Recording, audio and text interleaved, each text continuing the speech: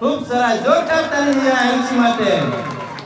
હવે નેક્સ્ટ આવી રહી છે એને પહેલે પૂછી લે ગાવાની યસ કે નો.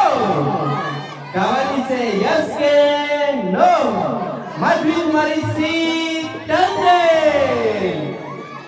ગાવાની છે ગાવાની